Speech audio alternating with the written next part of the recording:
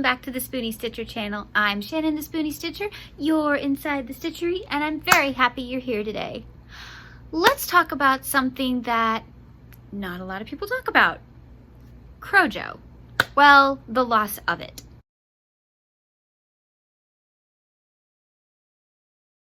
First of all, what is loss of CroJo, or LOC as I like to call it?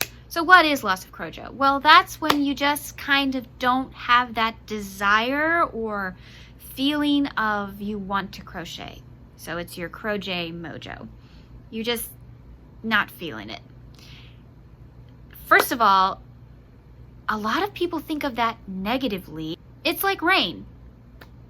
It comes and it goes. It's temporary and it's okay. CroJo, loss of it is not a crime.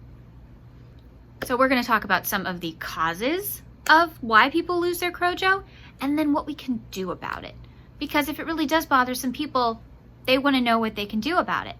And as Spoonies specifically, there are ones that are really tough for us to deal with. And I'm going to tell you what I do for it. If it helps you, that's amazing. But I also want you to tell me in the comments section, what do you do when you lose your CroJo? Do you do some of these or do you do something else? This is really helpful for all of us. So we can all read those comments and we can all get ideas. So if you're ready, stay tuned. As I said, loss of CroJo is temporary. That could be hours, days, weeks, months, and yes, years. There are people who just don't get back into it for years. I'm one of them. I took a very long break from crochet because I had other things I had to do. But that's not a crime and it's not a bad thing. It's just I did other things. Again, crocheters are not just crocheters. We have other interests. If you've seen my other videos, you know I have a big interest in Broadway. I also have a big interest in classic film. I also have a big interest in baking. I also really love just other things because we're not just crocheters. We do have other interests. And sometimes we feel like doing those instead. So it's not a crime and it's always temporary, especially if you love it. So don't fret about it, just do something else. Let's talk about some of the reasons why people lose their CroJo. First of all, for Spoonies, it could just be you are flat out fatigued. Our bodies go through so much that it just wears us out and makes us feel like we can't even function. That just happens. That's just part of being a Spoonie. And you know what? It's okay. For some reason, this is the way we were made and this is the way that our life is going, but we don't let it bring us all the way down to that dark place. We have to remember it's all temporary. And you could be feeling this way because of your medication. You could be feeling this way because you've just been trying to do too much, and that's just not just for Spoonies. We all do too much. You could feel this way because your body's been through something really traumatic. It could just be that your body just can't take it anymore physically, and so you feel that physical and mental fatigue. Also, you can lose your CroJo because of physical pain in your hands. You don't have to be a Spoonie to feel this one, but it is worse if you are. If you have nerve condition, if you have arthritis, if you have muscle cramps, holding this stick can absolutely give you hand fatigue. And it can be as ergonomic as you'd like. And you have to take breaks or it will absolutely cause you serious pain. And think about it. We're gripping a stick for sometimes hours. That is hitting this nerve, which is going down here. That is causing serious pain after a while. Also, people who don't support their elbows when they crochet, they end up with tennis elbow. And that's also a problem. So people lose their they have the loss of CroJo because Who wants to crochet when you're in pain? Some people lose their CroJo because they're just trying to do too much. They put pressure on themselves, or they work with a company or something. They have a big project they're working on, or they do crochet alongs and they just feel pressured and they have to get it done. Stop. Think. Prioritize what absolutely has to get done. When we feel overwhelmed in any craft, in any part of life, you can lose that desire to do something you love. And that is why taking breaks, prioritizing, organizing is very important. You can also lose your CroJo because you've been working on something for such a long time, you're bored. I don't like making blankets because it's a project that takes forever and it's big. And I know there are some people out there who love making blankets, and God bless you. You make those big Afghans for your family and stuff, and I just think that's amazing. I can't do that. I have finished maybe 3 blankets in my life, well, besides baby blankets because they're small. But it can really wear on you. It doesn't have to be blankets. It's just you're making the same thing over and over again, or you're working on the same thing and you're making this stitch. You get bored, you get fatigued, you get tired. Make something else. Try something you've never tried. It's an idea. Some people lose their CroJo because they just start to feel blue. They just start to feel this isn't working. I'm struggling with this. Move on. Do something else. Change how your brain works. Do something different. Just try and reinvigorate yourself. For Spoonie specifically, this particular kind of loss of CroJo can be worse because we can already do so little and we just feel a little bit worthless when we can't do something we love. That's not true. You're not worthless. No one out there is worthless. God created you all and He doesn't make mistakes. You're not worthless. You can do it. It's all temporary. So let's talk about some things you can do to reinvigorate yourself, re-inspire yourself, get your CroJo back. So what are some possible ways of dealing with the loss of CroJo? Well, we're going to talk about breaking down each kind and what you can do to make yourself feel a little better or change a few things that'll help. If you've lost your CroJo because you're just dealing with physical pain, like in your hands or elbows, remember, first thing you absolutely need to do is treat the pain, whether that's heat or a massage or exercises for your hands, or cold also can help. Take care of the symptoms, because if you don't treat them when they're small, they'll get big and very problematic later on. Change up to a different kind of hook, get an ergonomic grip, find some of those stress balls. Those are really great for your hands. Remember to take care of your hands and arms and your body. These are part of your tools as well, and if you don't take care of these, then you can't do your craft that you love. If you've lost your CroJo because you just have this overwhelming pressure or a huge amount of stress, whoa, breathe, relax. Think about what absolutely has to be done next, and then take it one step at a time. How do you eat an elephant? One bite at a time. So try not to overload yourself, and try to do your best from letting this happen in the future. Determine what needs to be done and what can be put off till later. Overloading yourself will only create more pressure and more stress, and you'll feel like crocheting less and less. Let's suppose you lost your CroJo because you just feel kind of blue. Take your mind off crochet, first of all. If crochet is making you feel blue, don't do it. I know, we all love crochet, but there are moments where you're just not feeling it. Fine. Do things that don't remind you of crochet. Take care of you. Count your blessings. Sing. Turn on music and just dance. Just do things that completely take your mind off of the task at hand. Concentrate on others.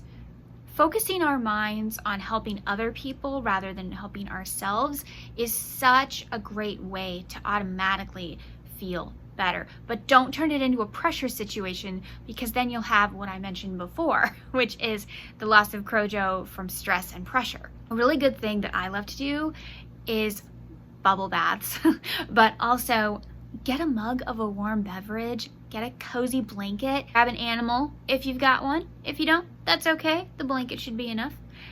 Turn on a funny movie. Laughter is a great medicine. And sometimes you just need a good old belly laugh. Suppose you've lost your CroJo because just that lack of inspiration. I think this is one of the ones we suffer from the most. There's just nothing there. Well, there's several subcategories for this, and we'll break each one down. So the first one, you're not totally tired of crocheting, you're just tired of crocheting what you've been crocheting. Say you're an amigurumi maker and you're just not feeling it for amigurumi anymore, but you still want to crochet. Try something different. I love my go-to projects. So it's like if I feel like crocheting but I don't feel like putting a lot of effort into it or having to concentrate too much, I want to do something a little bit mindless and a little bit quick. I love making slippers and coasters. Those are my go-tos. Some people, it's blankets. They've got this blanket that they just constantly work on because it's mindless, and that's awesome. Whatever it is, just change it up. So try something different. It makes a world of difference. Okay, so say you're tired of crocheting, but you really want to still be involved with yarn. You still want to do something that has to do with yarn. Try a different fiber art. Try knitting, weaving,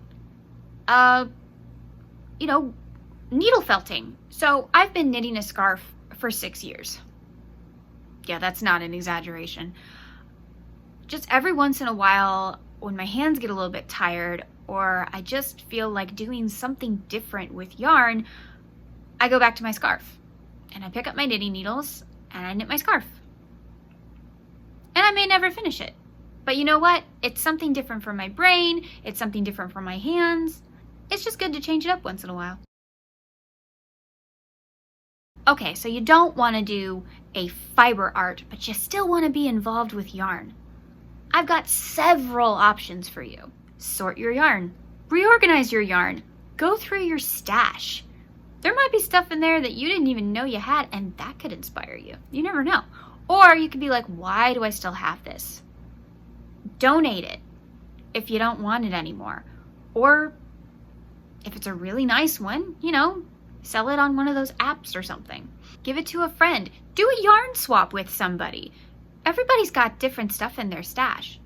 Yarn swaps are really fun. Sometimes just messing around with the yarn by sorting it, organizing it, going through it, whatever, that can re-energize you as well. So you're not feeling inspired to crochet, but you still want to be involved in crochet in some way. Let's talk about patterns. This is a great time for you to organize your patterns. We should talk about that in the future. That may have to be a different video. This is a great time to look at the patterns you've got, organize them in some way that makes sense to you, or go through some of them. There might be ones that's like, I'm never gonna make this. Okay, give them to a friend. Or look up new patterns. This is how I get re-energized all the time. I love going on Google and Ravelry and just typing in words in the search box and seeing what pops up. Or I'll just type on the, in Ravelry, I'll just go to the something new and just see what's out there. And you never know what can inspire you. Other people can inspire us. Also, go to your social media. Just type in crochet or just scroll through your feed or whatever. I have a section in my Instagram called inspiration because I never know what's going to inspire me. But when something does, I save it because I never know when I'm going to need that. And it's a really, really great tool. Also, remember, we have books and magazines we never look at. This is a great time to look at your pattern books. Go through those magazines that you've got stacked up to high heaven. This is a great time to go through those and look at, and you never know what'll pop out at you. Get out your Post-it notes and your tabs and mark things that speak to you, or, ooh, I might want to make that, or something. Write it down. Say, oh, I don't want to make that now, but maybe you want to make it later. Write it down. And please have your favorite beverage nearby while you do this and sip on it, because some of us forget to hydrate when we have those big stacks we're going through. Just a friendly reminder. Other things that are really fun to look up are fiber arts in other countries. There's this magazine that's really hard to find, but it comes from Australia, and most of the magazine is about how the yarn is made and how the weaving is done and stuff, and I find that kind of stuff fascinating.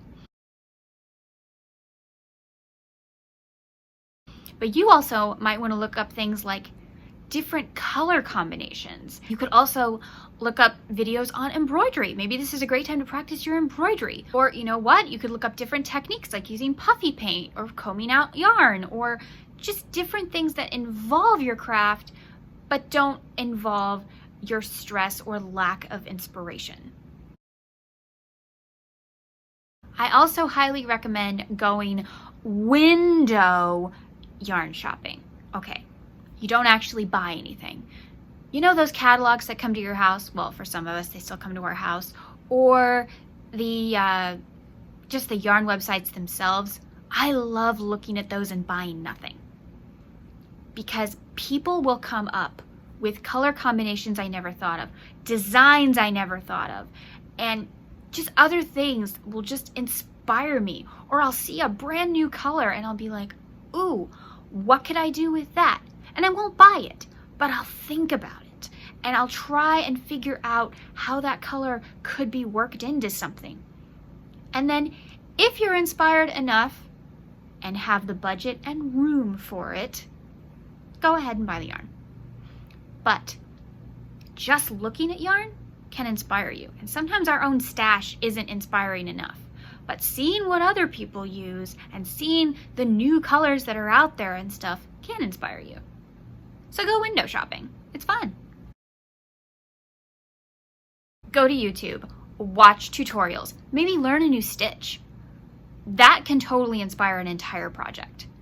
Learning new stitches is always a good idea. If you have one of those books where you just got stitches and stuff, pick one. Try it out. You never know what it will spark.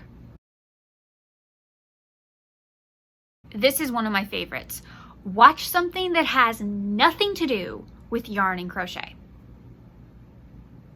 Glass blowing, fashion design, baking, toy design, wood carving. I know, it sounds crazy, but seeing other people that are passionate about their crafts can spark your own passion and inspiration. And you can be inspired by anything. I have seen things on like Project Runway and the Great British Bake Off that inspired crochet for me. It's crazy, but it happens. You never know what's going to inspire you, and watching other people that are passionate and excited about their craft can make you passionate and excited about yours. Since inspiration can hit you anytime, anywhere, I highly recommend keeping a small notebook with you at all times to just write down the little things that inspire you.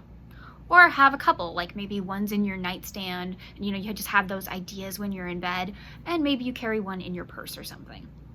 Just having a little notebook and writing down things that inspire you, or just ideas you have or whatever, is a really, really great use of your time, because you can look back at it later and be like, that's right, that's what I wanted to make and I couldn't remember it.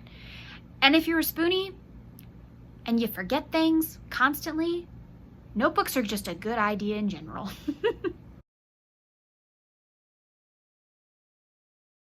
Just remember, LOC, loss of crochet, it's here one day and gone the next. It doesn't last forever. It could last longer than you'd like, but there are other things we can do. Consider this an opportunity to boost your creativity by doing something different, by relaxing or just enjoying the creativity of others for a while. You do get CroJo back. You don't know when it will come back, but you know it will.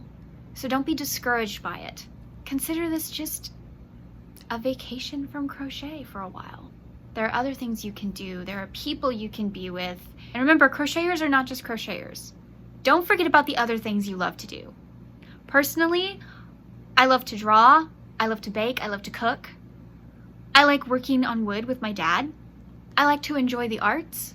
I love watching ballet and musicals and just performances. And I love watching shows where other people are super passionate about what they love to do. So never forget to be inspired by others. So tell me in the comments, what do you do to get your CroJo back? Do you do nothing? Do you do one of the things I mentioned? I really want to know if there's something you do that I didn't mention in here. Thank you so much for joining me today. Thank you for excusing the fact that this video is obviously in 2 parts because I'm in different outfits and different hairstyles. But that's the way it goes. But I'm glad I could finally get this video out to you guys. I know a lot of people had this question. I lost my CroJo, what do I do? I hope this helped you some.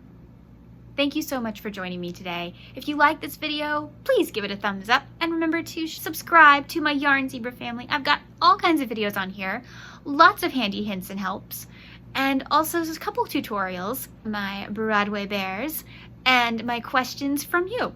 Remember, life happens, loss of CroJo happens, yarn helps, and Spoonies can stitch it up too. Bye.